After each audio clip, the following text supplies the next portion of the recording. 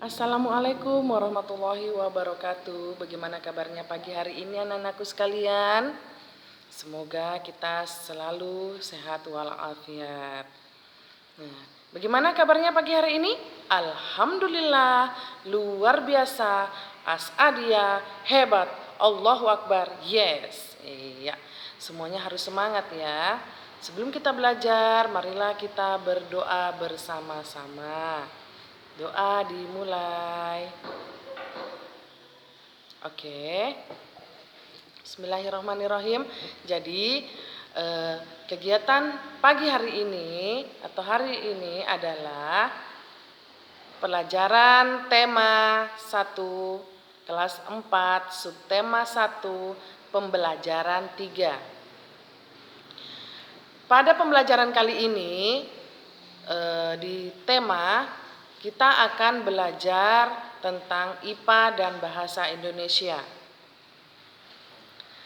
Di buku kalian, halaman 34 itu ada teks bacaan tentang benteng-bentengan dan gobak sodor. Nah, itu kalian boleh membaca teks. Setelah dibaca kalian isi pertanyaannya, jawab pertanyaannya di halaman 35 dan 36.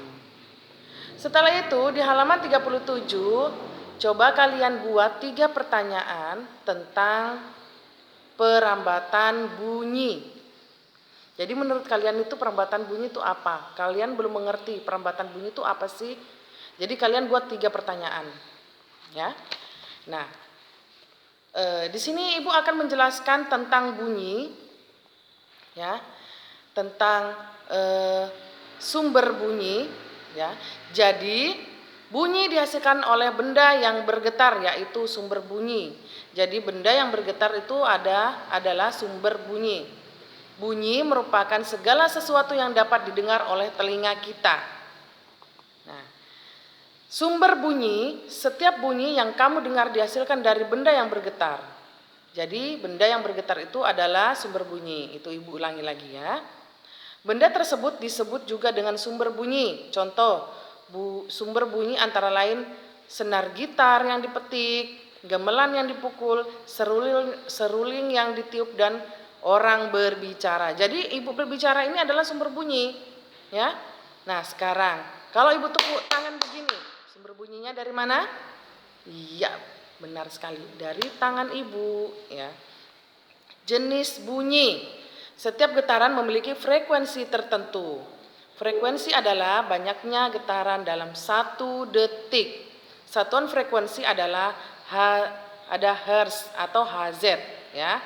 Jadi jenis-jenis bunyi itu ada bunyi infrasonik, bunyi audiosonik, dan bunyi ultrasonik. Ya, bunyi infrasonik yaitu bunyi yang memiliki frekuensi kurang dari 20 Hz. Ya. Bunyi tersebut hanya dapat didengar oleh hewan seperti jangkrik, anjing, dan gajah. Bunyi audiosonik yaitu bunyi yang memiliki frekuensi antara 20 sampai 20 ribu Hz. Bunyi tersebut dapat didengar oleh manusia. Jadi Ibu berbicara ini adalah bunyi audiosonik. Bunyi ultrasonik yaitu bunyi yang memiliki frekuensi lebih dari 20 ribu Hz. Bunyi tersebut dapat didengar oleh kelelawar, paus, dan lumba-lumba. Nah, jadi anak-anakku sekalian itu adalah penjelasan sedikit tentang bunyi, dan di sini Ibu akan jelaskan lagi sedikit sifat-sifat bunyi. Bunyi itu bisa merambat, bunyi dapat dipantulkan, ya. Dipantulkan itu bunyi dapat dipantulkan memperkuat bunyi asli. Ada macam-macam bunyi yang dapat dipantulkan itu adalah bunyi pantul yang memperkuat bunyi asli, gema, dan gaung, ya. Dan manfaat pemantulan bunyi. Manfaat pemantulan bunyi itu mendeteksi keretakan pada logam dan untuk USG ibu hamil dan mengukur kedalaman laut serta mengetahui kedudukan benda di dalam laut. Jadi kalau ada kapal tenggelam itu bisa diketahui dengan menggunakan pantulan bunyi, ya. Dan banyak lagi, insya Allah nanti Ibu akan menjelaskan ke depannya. Dan di sini Ibu beri informasi, Ibu menggunakan buku ESPS. Kalian tidak wajib untuk membeli, tetapi hanya kalian ketahui bahwa Ibu menggunakan buku ini. Di buku tema halaman 37, di situ ada percobaan 1, percobaan 2, dan percobaan 3. Ya. Dari beberapa percobaan, kalian mencoba di rumah, lalu isi tabel 39 dan jawab pertanyaan di halaman 40. Ya.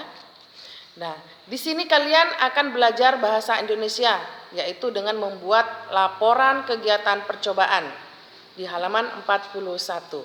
Jadi kalian mau melakukan percobaan tersebut, lalu kalian tuangkan ke laporan kegiatan percobaan di lembar 41. Nah, di halaman 42, di sini kita akan menulis lagi tentang gagasan pendukung dan gagasan pokoknya. Ya. Nah, dari apa? Dari cerita menghadapi musim hujan di pembelajaran atau di teks bacaan sebelumnya. Di sini Ibu akan jelaskan sedikit kembali.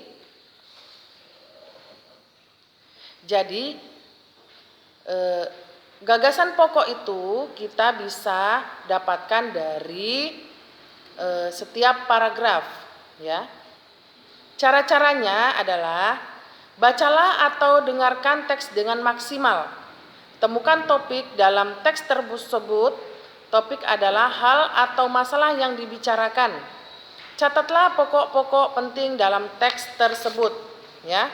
Jadi gagasan pokok pada setiap paragraf itu berbeda-beda, ya.